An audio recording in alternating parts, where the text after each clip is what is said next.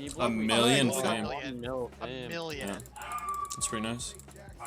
Dude, That's my dog.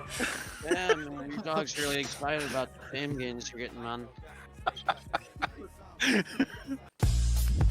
Yo, today I'm making a video on how to make a lot of fame really fast, really efficiently, and moderately safe.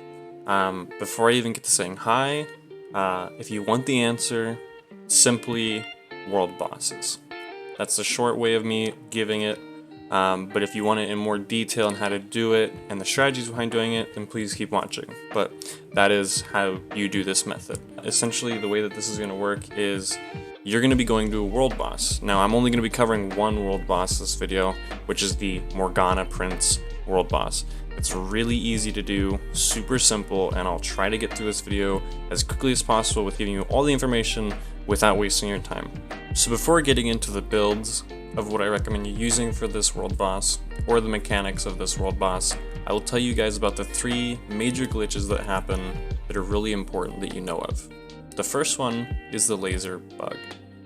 When you kill this world boss, while he's mid-air doing his laser effect, the lasers will continue spinning from a tiny little bag pouch.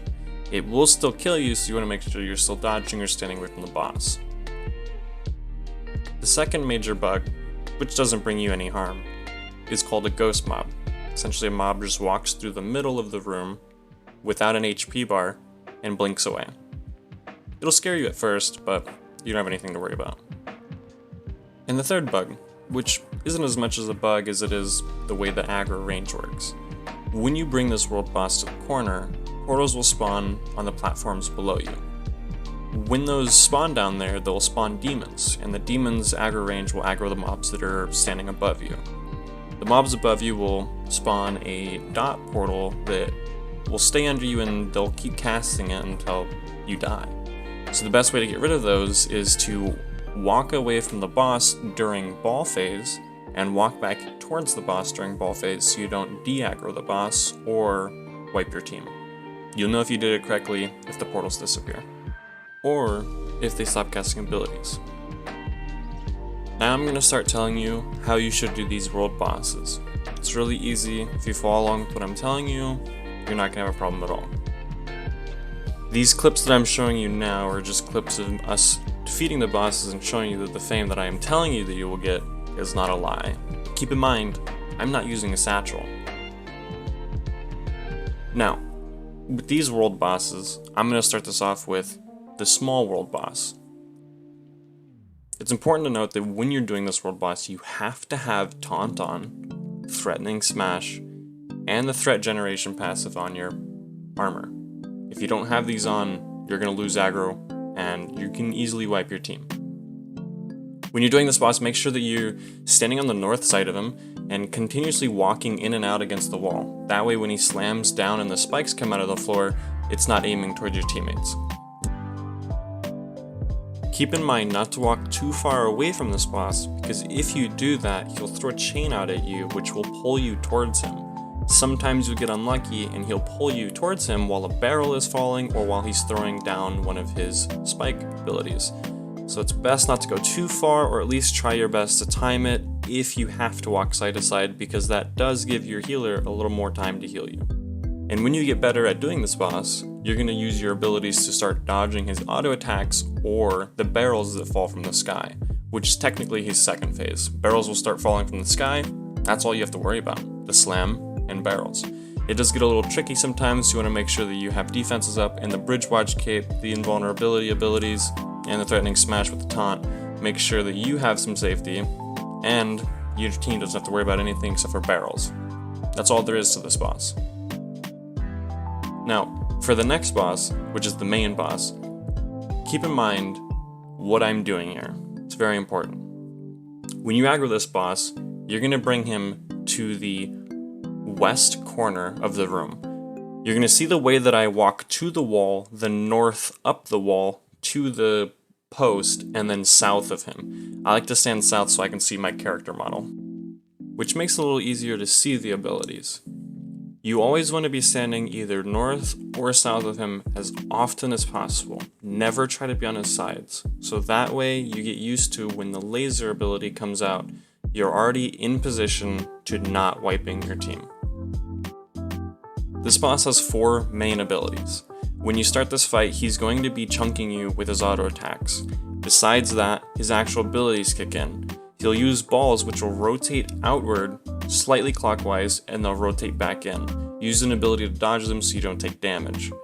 After he does that for a bit, he'll start knocking everyone away. When that ability comes up, try to stand next to the wall so you don't get knocked away, and then you taunt or throw poison. You need to do this afterwards because he loses and resets aggro after he knocks back. After this happens, he'll throw up portals. You have him in the corner, so he only spawns half of the portals. Normally he spawns 4 portals and then 6, but because you have him in the corner, he's only going to spawn 2 and 3. Kill all the portals, ignore the demons, and keep killing the boss. When he spawns 3 portals, make sure you kill them as fast as you can, and ignore the demons. The demons explode afterwards, so don't stand next to them.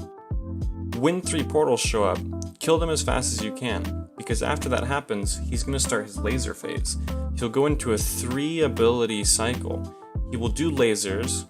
You guys should all walk out of the room to the northeast, stand there without aggroing any mobs, and then the tank rotates around the boss, and then you guys come back in after the boss knocks back, and then the boss will do balls again. After the balls come back in, he'll do lasers, and you guys rinse and repeat until you kill him. Now this is the scuffed build diagram. I won't go over this too much, I just want to make sure I cover what's really important. We'll start with tank. I really recommend you use a mace or you're probably not going to have a good time. My first choice would be Incubus Mace and second choice would be one-handed mace. Make sure you use the energetic passive because you're going to be casting abilities a lot and you definitely will not get any druid cows from your DPS. When you're playing with this, make sure you go with snare charge or air compressor. Those are the main abilities you're going to be working with. As for snare charge is a little bit of a mobility, but if you're not generating enough aggro, you're going to need the air compress. As for shields, I go sarcophagus just because it's a cheap middle ground 21% threat generation bonus, which is mainly what you're looking at here. But here are all the threat generation bonuses here.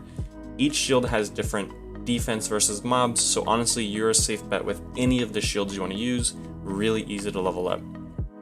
Make sure you're using Bridge Watch Cape. It's a good damage reduction against the boss to help you tank more. As for helmets as a tank, you want to either use Soldier, Cleric, or Guardian. Soldier Armor is a 2-second invulnerability where you can move, and it's really nice. Cleric Cowl, you do reduce the amount of healing that you get, but if you need to dodge an ability, it works out really well. As for Guardian Helmet with the new patch that just came out, I haven't tested it myself, but I can definitely say that a 2000 HP shield should save you. And for shoes, make sure you use Assassin, Royal, Stalker, Cleric, any shoes. It literally doesn't matter. Honestly, if you want to play tank, I would really recommend going one of the invulnerability shoes, just so that way you can dodge another ability, but honestly, any of them is fine. As for armor, go between these two to start off, Guardian and Judicator armor, and then switch in and out with those abilities, just so you get the hang of what's going on. Any of these other chest pieces work perfectly fine because all you mainly need is the taunt, but if you guys are new, you want that damage reduction from either the Guardian or the Judicator armor. Now when you come in here, make sure you bring a skip set.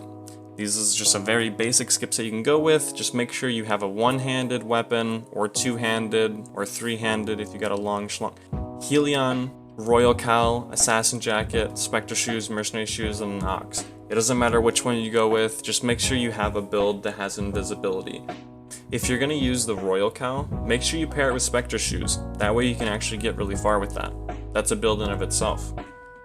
As for DPS, there's nothing really specific that you have to use. If these are the builds that I found to be the safest and quickest DPS, but honestly, you can go with whatever you want. This is the really nice part about the World Boss. These are the builds that I chopped up just really fast for what I felt was doing the most DPS, which was normal bow, crossbow, and blazing staff. You can switch this up as much as you want, but generally, this is what you want to be using. Normal bow with energetic, Druid Cowl for mana for you, but mainly the healer, Royal Jacket so that way you get reduced cooldowns and increased attack speed for everyone, Assassin Shoes so you get the invulnerability ability, and then Demon Cape so you don't aggro anything else with the Thetford Cape. Crossbow, definitely go light crossbow with the Crypt Candle. You become a little bit more squishy, but you're definitely pumping out damage. Just make sure you remember, if there's 2 crossbows on your team, only one person goes Sunder, the other person goes Caltrops. Caltrops is a huge damage boost. Go between one of these 2 passives, whichever one works out for you. If you need more mana, go Energetic. If you want more damage, go the reduced Q cooldown. And the Blazing Staff. It works really well. You can go Infernal Staff, Quarterstaff, One-Handed Dagger, Fisherman, Work Boots. It literally doesn't matter what you want to use. Just make sure you use a weapon that does damage. This one I really recommend using the first Q so that way your pinky falls off. And for your W, you either use Firewall or you use Ignite. Firewall's a really good defense versus rats, or rats, so if you want to use it as a safety mechanic, make sure you use that one. You want to use either Royal Robe or Druid Robe. Either one boosts your damage, but the Royal definitely boosts the healer's healing output and your damage a lot. Definitely go on Invulnerability Shoes, and if you need the mana, definitely go Limher's Cape. As for the healer build, use a Fallen Staff. The Fallen Staff is a really safe bet against any of these comps. That way, you can use the E ability to heal your teammates who can't dodge abilities, and then you just Q and W your tank. It makes it really easy for you. If you don't want to lose all your money, use Divine Staff, or Redemption, or One-Handed Holy, or Life Touch, or Hollow Fall. It doesn't really matter. As long as you're not using a Nature Staff, you should be fine. With this, I definitely recommend using Generous Heal and Holy Orb for the main boss, but if you're doing about anything else, that Holy Beam is probably going to save you. So definitely try that out. As for the helmet, definitely go Cleric or Druid Cal. If you need the extra mana and your teammates aren't team players, go Druid Cal. If they're team players, go Cleric Cal. If you're a team player, well, you're already healing. And then for the robes, go Royal Cal. It increases your healing output. Or, if you don't got the monies, use a Cleric Robe. Or a Miner's Garb. Or literally anything. Like I said, it's very versatile with what you can use with this. And then lastly, Shoes, Invulnerability, Run, doesn't really matter, makes it super easy. A really important thing to keep in mind, when you're playing DPS, don't be afraid to use something that you're 700 out of 700 in, even if it does the most damage and you're going to lose a lot of money, because I assure you, you won't. When fighting this boss, all you have to do as a DPS is stop attacking the boss and walk northeast of him. Once you go out of combat with the boss, you can change your gear. You can be a crossbow with plate armor. You can be a ranged DPS with soldier armor. You can be literally whatever you want. You can turn into a miner if you really want to and start hitting it with a pickaxe. Not that you're going to get any fame for it, but you can still do it. So that way you come in here with what you have really good damage and spec with, and you come out gearing up the randomest stuff. It's a win-win. And you get to do that with the small boss too. It's a little bit harder, but you do have to just walk away and dodge the barrels, but you just walk to the southeast of the boss, same thing. Put on your miner's gear. Just keep in mind, when you do this, whatever you came here with to kill things, you're probably going to be using to do the side bosses, so you still might end up losing money. I would do this with a group of 5 to 7. If you do anything more than that, it does go faster, but it starts to get a little bit too hectic. And if you do it less than that, it's just way too slow. The more people you add, the less fame you're going to be getting, and the way that we got so much fame is we started doing it with less and less people. Obviously, you would have to optimize your builds a little bit more and bring higher tier gear, but for this, I'd really just recommend bringing at least try to get to 1300 item power, just so that way not everyone's getting one shot by the outside mobs, because those really are the nuisances when it comes to doing this world boss. And this would be my secret to getting over 30 million easily a week in fame alone.